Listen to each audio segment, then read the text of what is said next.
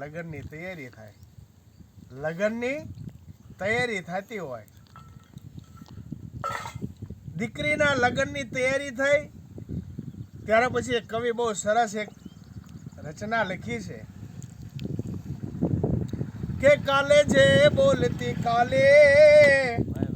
એ સમજુ થઈ સાસરે હાલે એ લાગી અને હાથમાં લાલી એ બેટી બહુ બાપને વાલે અને ઢીંગલા લેને એ દોડતી તી જે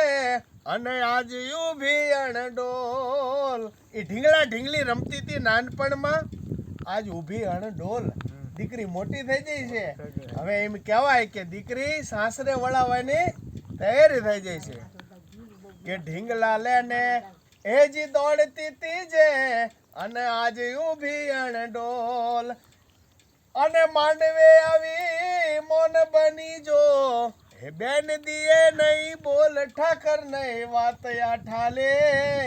એ બેટી બહુ બાપને વાલે. એ માંડવે આવીને મોન બની જાય, મોન બને ને દીકરી, માંડવે લઈ જાઓ એ આંગળે ચીંધી માંડવે બેવાડી દો, દીકરી મોન હોય. પણ દીકરીની વિદાય થાય અને એના બાપને કહે છે, શું કહે છે દીકરી એના બાપને કહે, મથાભાઈ સાંભળજો તમે કે બાપુ તમે એને બોલતા ના કાય બહુ ભોળી છે મુજબા, મારી બા રહી ને બહુ ભોળી છે, બાપુ તમે એને કઈ કહેતા નહીં. હે મારા લગ્ન થઈ જાય હું સાસરે જાઉં ત્યારે મારા માને કઈ કહેતા નહીં, બાપુ તમે એને બોલતા ના કાય બહુ ભોળી છે મુજબા એ કરી ભલામણ કાળ જાચી રે, કરી ભલામણ કાળ જાચી રે ગભરોડી એ ગાય પ્રેમે જેને કોડથી પાળે એ બેટી બહુ બાપને વાલે. અને પછી દીકરી એના ભાઈ માટે મારો ભાઈ ખમા મારા વીરને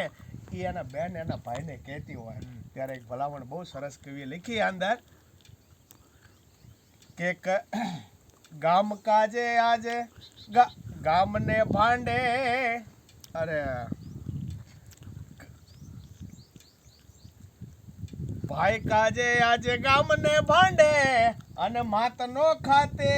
માર હે ખમા કઈ વાલ વરહાવે એવડો જીવ ઉદાર હે તાળે હિબ કે હાલે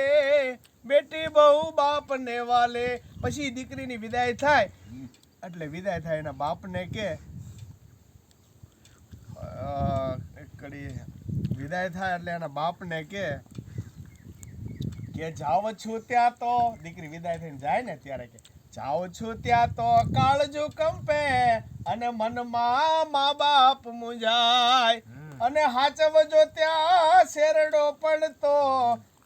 એ દીકરી એમ કે ને બા તમારું શરીર હાચવજો, મા બાપને કહેતી જાય કે તમારું શરીર હાચવજો,